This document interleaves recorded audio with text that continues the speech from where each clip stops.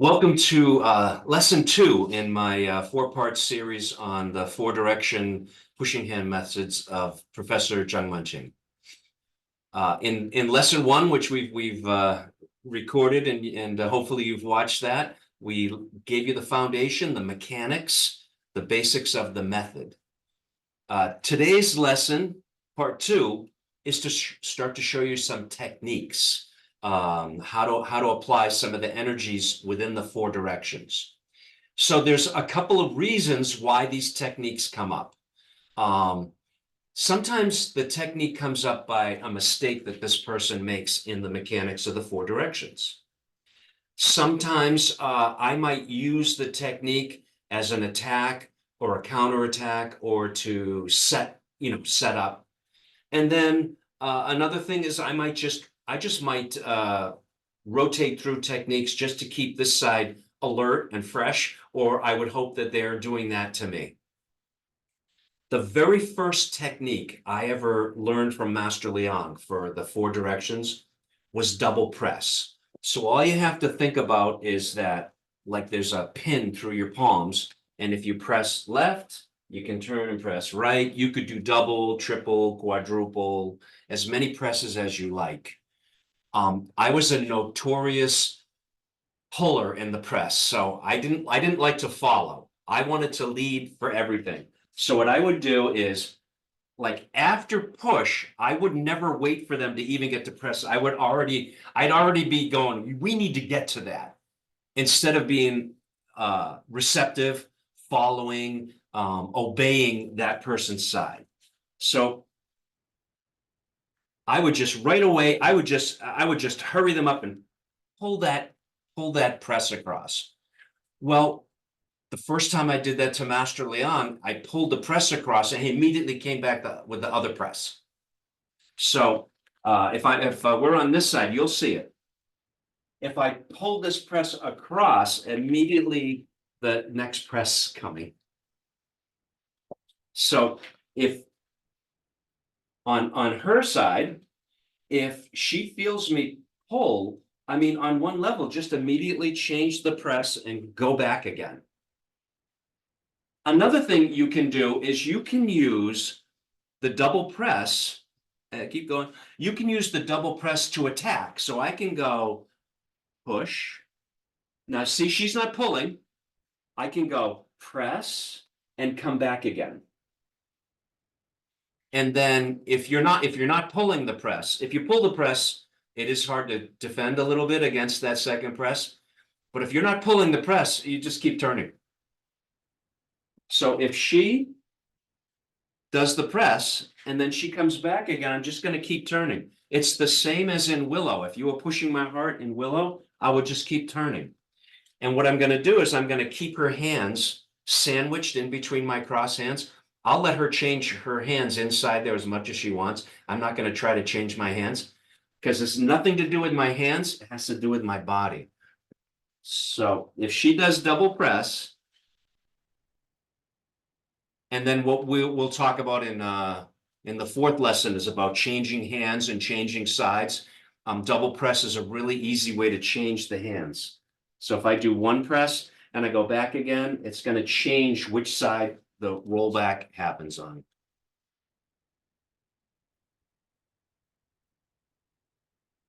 So technique, we call it technique number one, if you like, is double press. It could be triple press. It works really well for people that are pulling that press, but you can also initiate that as an attack to see how they're going to deal with it. Another attack.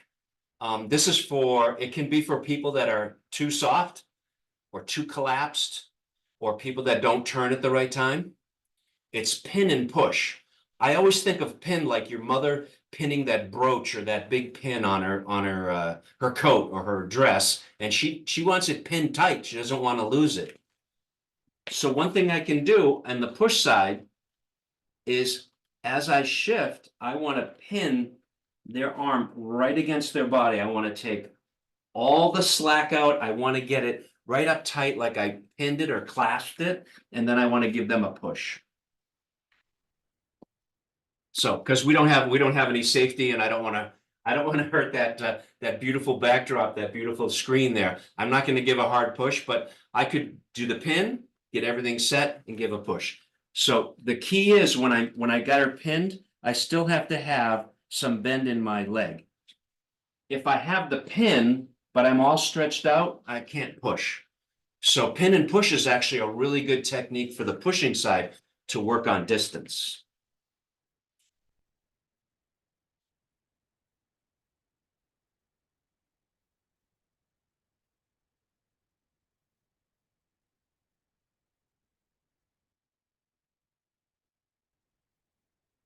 Sometimes people I can either try to make them do it, or they get a little bit sloppy and they collapse and their elbows go past the body.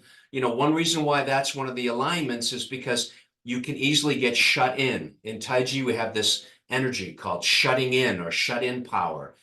We kind of jam it up. The person is too far back.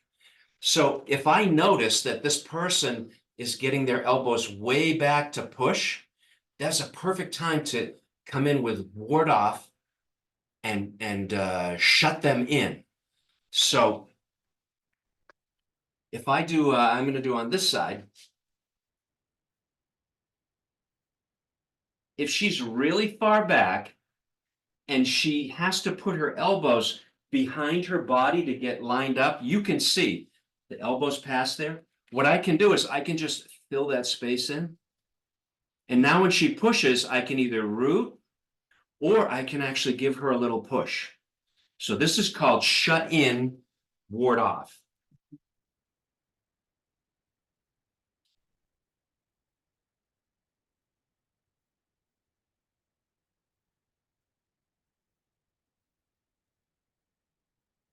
You can see, yeah, I can feel it like that. The power's too far back. It can't come out. Or what I can do sometime is do the press. Someone really flexible, it's really fun to do with.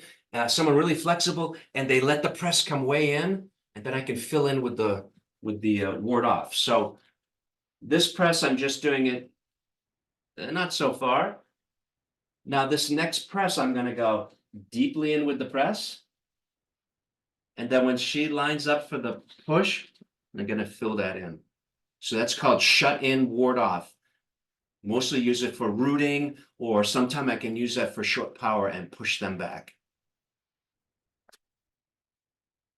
Now, one time when I was learning from Master Liang, he told me I had flying elbows, and I thought, wow, that's pretty cool.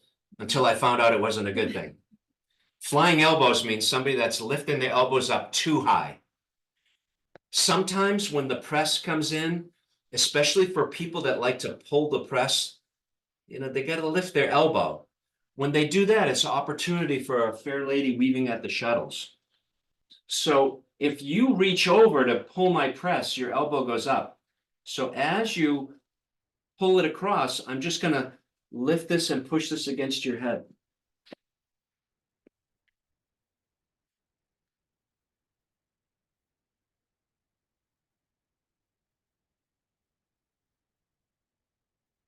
So the counter to that is keep your elbows down.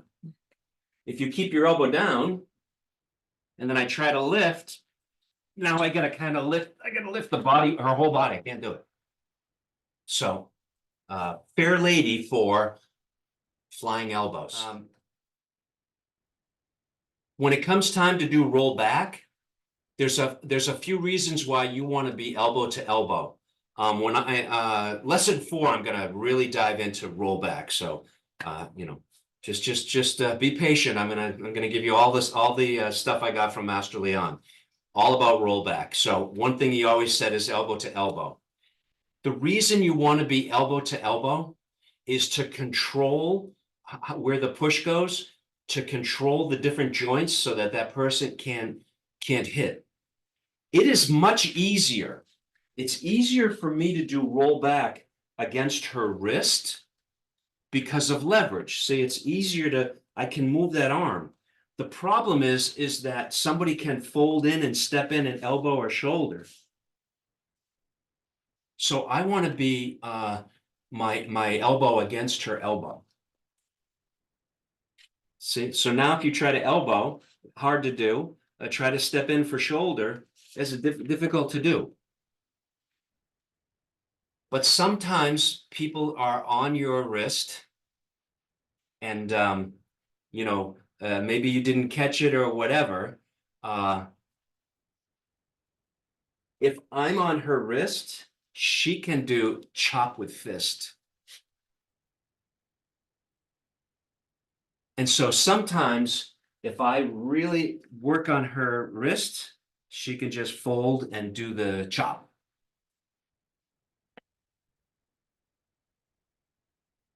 If I'm on the elbow, it's hard to do the fold and chop. So that can control that.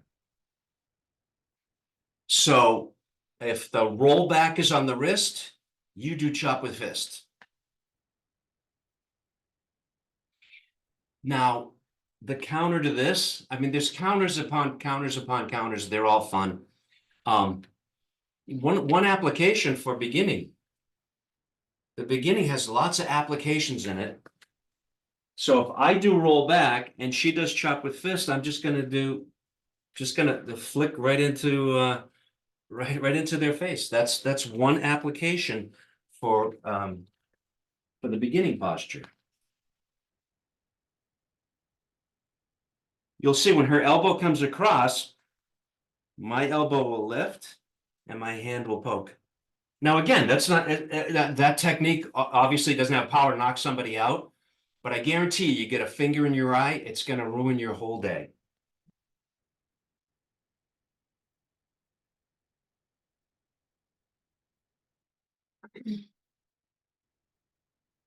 So when in the mechanics of roll back, when I finish roll back, I want my forearm in between my nose and your nose. So on this side, if I end roll back and I've got my forearm in between, I shut out her attack. I control the center line. If I don't quite get there, the push can get in. See, like the push is on me. Sometime what happens is we overdo it and I do the roll back and I make my forearm go past the center line. That's her opportunity to do shoulder. So if I'm here, hard to do shoulder, but if I go like this, now shoulder comes in. And so, sometime on your side, if you feel somebody's really kind of high energy and aggressive and they're going to over block you, over neutralize you, you can set them up for shoulder.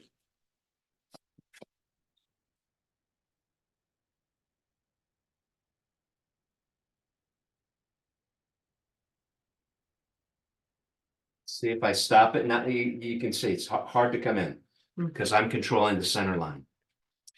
Now, sometime when people do the shoulder to you, the counter is to do split or slap. So if we're on this side, because I want to keep the same part.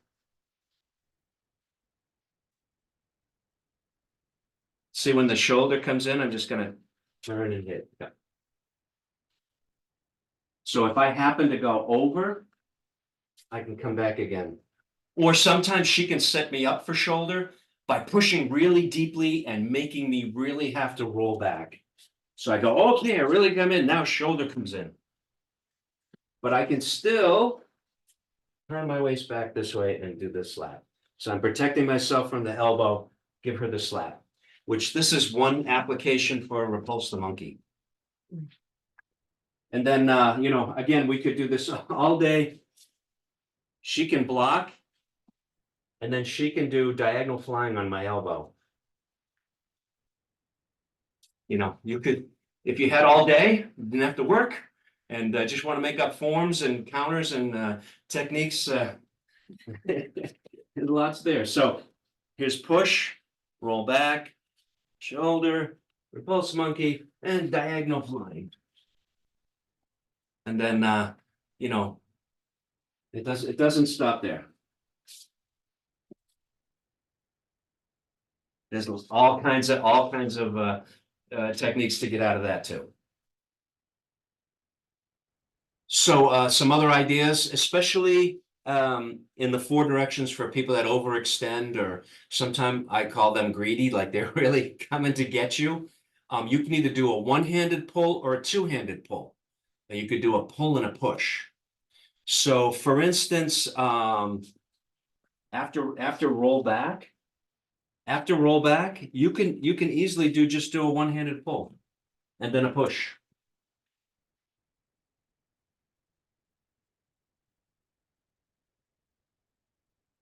After press, you can easily do a one-handed pull and a push.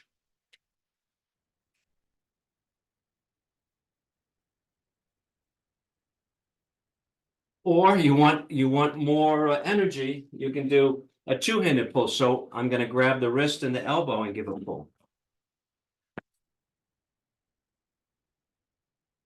Grab the wrist and elbow and give a pull. You know, and then give a little push. So you can try to work the pull in, especially on one level. You know that if you're back, usually it means they're forward. Leverage is in your it's in your advantage.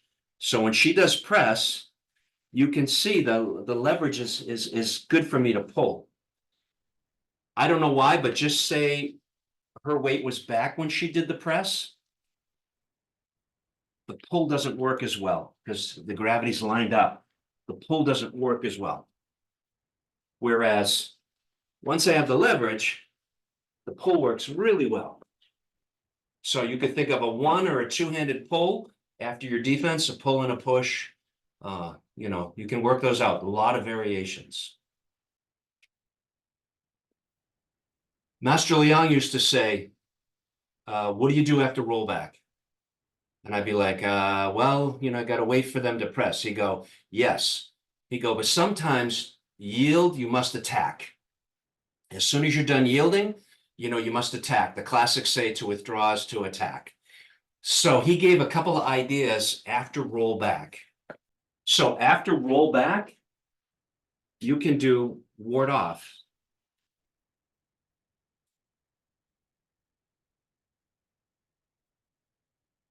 After rollback, you can do press.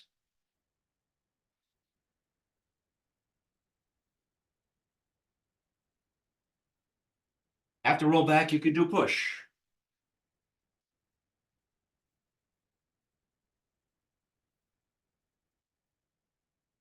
You can start to research. I'm going to do a whole piece in lesson 4 about what happens after rollback. But you can start to plug those few techniques from the 4 directions: ward off, rollback, press, push.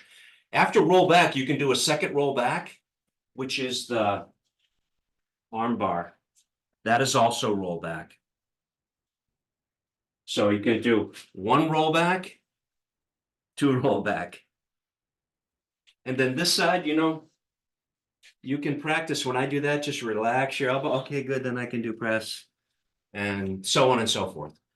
Sometime what you can do is play with these techniques. And if it gets stagnant, just go back to the method a couple times. Try to insert the technique or see where the mistake might be happening, or try to cause a mistake. And it's just a really fun way to practice, to play. You get to play pushing hands, but you also get to review your techniques.